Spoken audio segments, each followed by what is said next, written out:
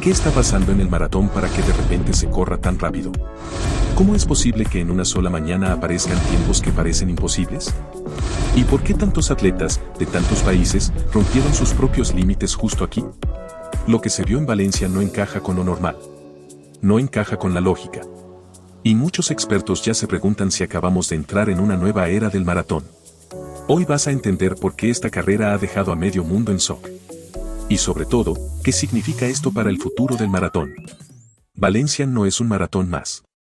Es el circuito donde las cosas imposibles empiezan a pasar demasiado a menudo. Aquí los atletas llegan sabiendo que pueden correr más rápido que en cualquier otro sitio.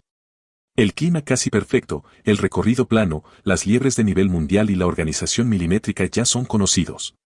Pero este año ocurrió algo diferente. Los ritmos no fueron solo rápidos. Fueron anormales. Fueron de otra categoría. Y lo más extraño es que no fue cosa de uno o dos corredores. Fue una marea completa de atletas corriendo más fuerte de lo que jamás habían hecho. Como si todos hubieran sentido la misma señal al mismo tiempo. Valencia ya era un lugar especial, pero lo que pasó este 7 de diciembre fue el salto definitivo. Joycelyn Jepkosgei no fue a Valencia a participar. Fue a reescribir lo que pensamos que puede hacer una maratoniana. Paró el reloj en 2 horas y 14 minutos. Eso significa correr todos y cada uno de los 42 kilómetros a unos 3 minutos y 10 segundos por kilómetro. Durante más de 2 horas seguidas. Para que te hagas una idea, mucha gente sueña con hacer un 5000 a ese ritmo. Ella lo mantuvo en un maratón entero. Y no lo hizo sola. Durante muchos kilómetros tuvo a su lado a la campeona olímpica Pérez Jepchirchir. Dos monstruos del maratón, una al lado de la otra, sin regalar ni un metro. Pasaron la media maratón en un tiempo que, para muchas élite, ya sería un gran resultado final. Pero para ellas, eso solo era la mitad del trabajo. Ninguna aflojaba. Ninguna mostraba debilidad. Kilómetro 30. Kilómetro 35. El ritmo seguía siendo de locos. Las piernas pesadas, el oxígeno justo, pero la cabeza diciendo, sigue. Hasta que, cerca del kilómetro 39, algo se rompe. No en Jepkosgei, sino en las demás. Ahí es donde se ve quién puede sufrir un punto más. Quién puede seguir empujando cuando el cuerpo ya está pidiendo parar. Jepkosgei aprieta. No hay gesto dramático, no hay ataque exagerado. Simplemente se niega a bajar el ritmo. Y eso, a ese nivel, es suficiente para romper a cualquiera. Lo impresionante no fue solo el tiempo final. Lo realmente inquietante fue la sensación de control. Como si 2 horas 14 ya no fueran una barrera imposible, sino el nuevo punto de partida. Y aquí aparece la gran pregunta. Si hoy una mujer puede correr así en Valencia, ¿hasta dónde pueden llegar en los próximos años? Lo que dejó a los expertos sin palabras no fue solo el tiempo final. Fue la forma en la que Jepkosgei lo hizo. Sus parciales son casi una provocación. No hay altibajos. No hay muros. No hay kilómetro malo. Una línea recta de ritmo que parece sacada de un experimento científico. Mientras la mayoría de corredores empiezan a perder segundos a partir del 30, ella hizo justo lo contrario. Aguantó. Empujó. Y terminó más fuerte que mucha gente que corre medias maratones a ese mismo ritmo. Lo más brutal, ella no hizo un ataque final para sentenciar. No hizo un sprint épico. Solo siguió corriendo igual. Y eso bastó para destruir al resto. Pero aquí viene lo importante. Cuando un atleta hace un tiempo increíble, solemos pensar que ha tenido el día perfecto. Lo de Jepkosgei no parece un día perfecto. Parece un nivel nuevo.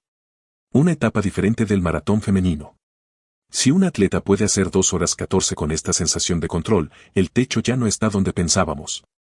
Se acaba de mover. Y nadie sabe hasta dónde. Ion Korir llegó a Valencia con una idea muy clara en la cabeza. No quería ganar un maratón más. Quería dejar una marca que todo el mundo recordara. Paró el reloj en 2 horas y 2 minutos y 24 segundos. Eso significa correr a un ritmo que está peligrosamente cerca del récord del mundo. Y lo hizo de una forma que parece diseñada con bisturí. Hasta el kilómetro 25, la carrera iba dentro del guión. Ritmo rápido, grupo fuerte, liebres marcando el paso. Los espectadores veían una carrera rápida, pero todavía normal. Y entonces, se acabó la parte normal. Cuando las liebres se apartan, muchos maratones se frenan un poco. Se entra en una fase más táctica, más de control. En Valencia pasó lo contrario. Korir decidió que ese era el momento de la verdad. En lugar de conservar, apretó. Cambió de ritmo como si quedaran 5 kilómetros, no 17. Ahí es donde se separan los que compiten de los que destrozan. Uno a uno, los rivales empezaron a quedarse. No porque fueran lentos, sino porque el ritmo que estaba imponiendo ya no era humano para la mayoría. Piensa en esto, en casi cualquier otro maratón del mundo, los tiempos de los perseguidores habrían sido suficientes para ganar. En Valencia, fueron simplemente daños colaterales. Korir siguió empujando, kilómetro tras kilómetro, con un nivel de riesgo enorme. A ese ritmo, si explotas, no llegas a meta. Pero ese es el tipo de apuesta que diferencia una buena marca de una carrera para la historia. Cuando cruzó la meta, Valencia se quedó a solo unos segundos de ver caer el récord del mundo otra vez. Y muchos se hicieron la misma pregunta. Si un corredor puede arriesgar así, en una mañana concreta, rodeado de rivales que también vuelan, ¿qué va a pasar el día que todo salga perfecto de verdad? Y lo más inquietante es que Korir no fue el único que hizo algo fuera de lo normal ese día. Porque detrás de él, vino una auténtica ola de tiempos imposibles.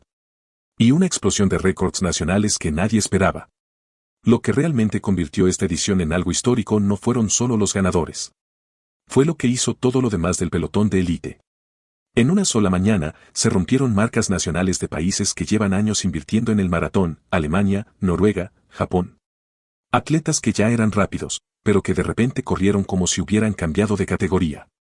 2 horas 4. 2 horas 5. Tiempos que antes se veían en contadas ocasiones, ahora aparecieron uno detrás de otro. Y no hablamos de un récord aislado. Hablamos de una cadena imparable. Un efecto dominó que dejó a entrenadores, directores técnicos y especialistas preguntándose exactamente lo mismo: ¿qué está pasando aquí? En cualquier maratón normal, 1 o 2 atletas firman una mañana brillante. Pero en Valencia no hubo una mañana brillante. Hubo decenas. Lo inquietante es la coincidencia. Demasiados países. Demasiados atletas. Demasiados progresos en un solo día. Y cuando eso ocurre, tienes dos opciones: o fue la carrera perfecta o estamos entrando en un nivel completamente nuevo del maratón mundial. Porque si tantos corredores son capaces de romper su límite en el mismo sitio y en la misma fecha, entonces el problema ya no es individual. Es estructural. Algo está acelerando la evolución del maratón. Y Valencia parece ser el epicentro. Después de ver lo que pasó en Valencia, la pregunta ya no es si los tiempos van a bajar. La pregunta es cuánto van a bajar. Y cuánto antes de lo que pensábamos. En los últimos años, la evolución del maratón ha sido demasiado rápida. Tiempos que antes eran imposibles ahora se ven cada temporada. Marcas que parecían intocables duran meses, no décadas. Los atletas no solo entrenan más. Entrenan mejor. Y entrenan diferente. Kenia sigue siendo una fábrica de ritmo y sufrimiento. Etiopía entrena en grupos enormes donde nadie marca el paso, y eso obliga a adaptarse al caos. Los europeos y los japoneses han añadido métodos de control, lactato y ritmos sostenidos muy precisos. Y algunos equipos ya mezclan lo mejor de cada sistema para sacar corredores casi perfectos. A esto se suma el material moderno, la nutrición mejorada y una mentalidad mucho más agresiva. Hoy, un atleta de élite no sale a sobrevivir al maratón. Sale a ver hasta dónde puede romperlo. Valencia ha demostrado que esa nueva actitud funciona. Los corredores ya no tienen miedo a arriesgar. Saben que en ese circuito, con esa organización y ese ambiente, pueden hacer algo grande. Y cuando muchos corredores creen lo mismo, el nivel explota. Lo que vimos este 7 de diciembre no fue casualidad.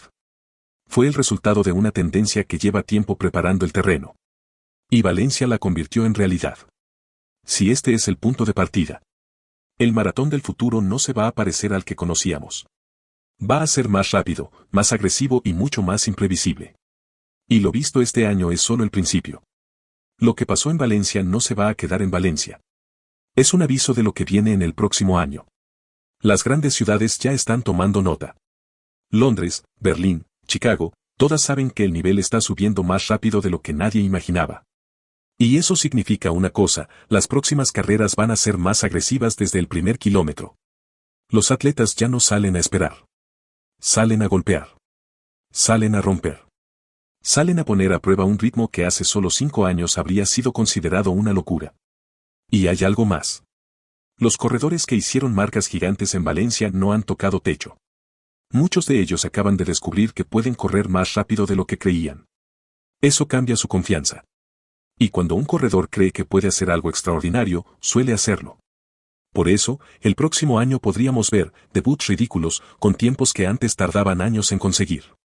Más países metidos en la pelea por marcas grandes. Y un ritmo de carrera tan alto que obligará a todo el mundo a adaptarse. Lo de Valencia no fue un pico de forma colectivo. Fue un mensaje. Un anticipo. Una muestra de que el maratón está entrando en su etapa más salvaje.